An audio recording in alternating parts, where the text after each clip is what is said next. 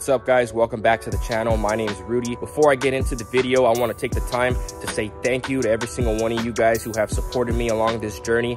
I just hit 1,000 subscribers, so I was able to monetize the channel, and that's a huge thanks to you guys. I couldn't have done this without you guys for watching the videos, liking, sharing, and commenting on the videos. I appreciate you guys so much. This has always been a dream of mine to be able to create content and share it with you guys. So for you guys to be able to support me and like the videos that I make, I appreciate it immensely, man. It's a huge blessing for me, and thank you so much. I couldn't have done this without you guys. I just took delivery of my 3.8 liter Whipple. I have it unboxed right here. We're gonna go over it and talk about what comes with the kit and talk about what makes the Supercharger so special, why I went with the 3.8 liter Whipple, and what I expect to make out of the 3.8 liter Whipple, and what's to come with the build.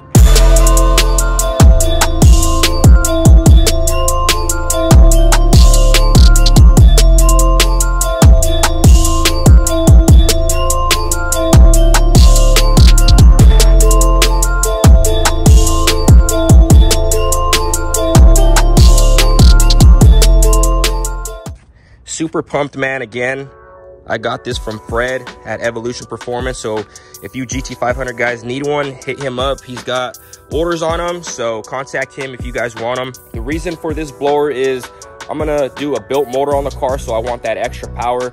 The stock blower is currently maxed out, and it's maxed out to a point where it's not even that enjoyable on the car anymore. It's pretty much set up only for drag racing. You can't roll race the car just because it's too much heat that the stock blower is producing. I'm overspinning the hell out of it. So this has way better cooling, man. If you open the lid up right here, it's dual pass intercooler. So you got water coming in through here and here, and it runs through the intercooler. So IATs are way cooler on this. I also went with upgraded 1-inch fittings because I have an ice tank that has 1-inch lines. So we're gonna connect the ice tank 1-inch lines to these. I don't know what they come with stock, but I upgraded to the 1-inch fittings for that. I don't want to take this off right now, but I did get it race ported. So it does have the race port. The reason I went with the race port is because I plan to build the motor, and it's gonna make more power up top with the race port. For you guys that are planning to leave this on the stock motor, it's gonna be beneficial regardless, because doing the race port is going to pull torque out of the car. So less torque, that means your transmission and clutches are going to be happier, and it's going to be a little bit easier to launch. The more torque that these cars make, the tougher it is to launch. So it's going to be beneficial on the built motor, and it's also going to be beneficial on the stock motor just to pull some torque out of it. It's not going to make as much power and torque down low. It's going to make more power up top with the race port, which is going to be more beneficial on the built motor versus the stock motor. So that's why I went with the race port. I did the 132 millimeter throttle body, and something that's pretty sick is if you look right here, you can see that the electrical part is straight from Ford Motor Company. So there's not going to be any issues with the throttle body. I know these have issues where, you know, they're tough to tune. They stay stuck open. So not going to have any issues with this throttle body. Check out this inlet, man. It is massive. This inlet is huge, man. And I got 3 pulley sizes. 2 of them come with the kit. So let me see which one's which.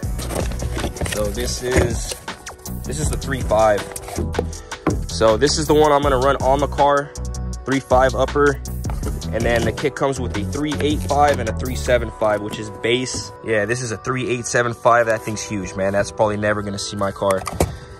And then this one is a 3.75. So in here we got a bunch of other stuff.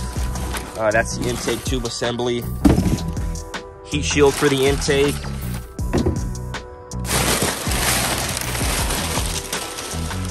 Those are hoses. I believe these are the fuel rails. I'm not going to open that up. I don't need to see any of that stuff. I know you guys probably don't care to see that either. That's the intake filter. And then BMR suspension. That's the engine lowering brackets, so we can lower the motor, because this is a big ass blower. It's not going to fit under the hood. You have to lower it. So that's what that's for. In the other boxes, those are just bolts. And then what is this?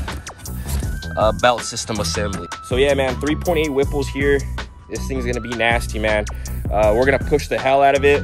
I want to make big power on this Whipple on the stock motor. I want to see how far we can push this stock motor. So I'm gonna crank this thing up, hopefully make over 1,300 wheel horsepower with the blower. Maybe try to make some passes with it.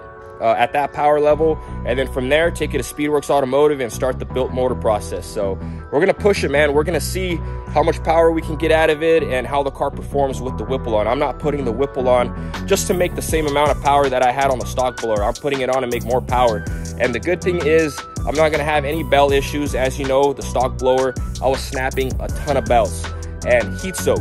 I couldn't roll race the car. I couldn't do back-to-back passes without icing the car. So this blower doesn't even need ice anymore. I'm still gonna ice it. As you know, the colder you can get your IATs, the more power the car is gonna make. So I am gonna ice it, but it doesn't need to be iced. If I'm roll racing the car, I can make back-to-back hits without having to worry about heat soak.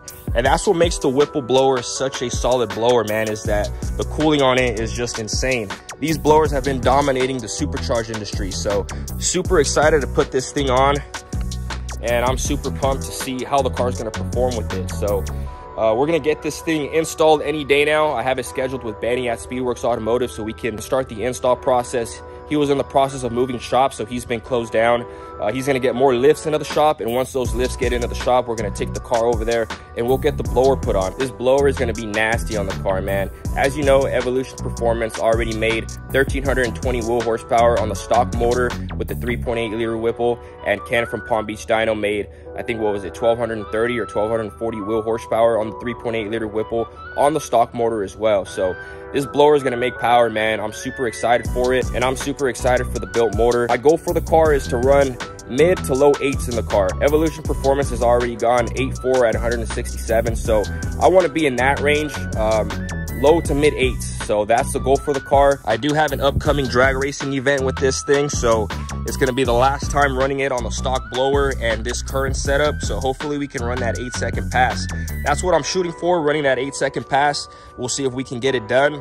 That's going to be coming December 4th. So December 4th, I'm going to be hitting up Famoso Raceway to race at the Red List group event.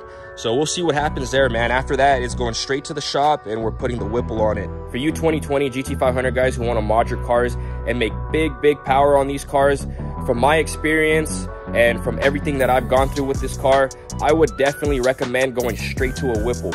I would not do anything on the stock blower.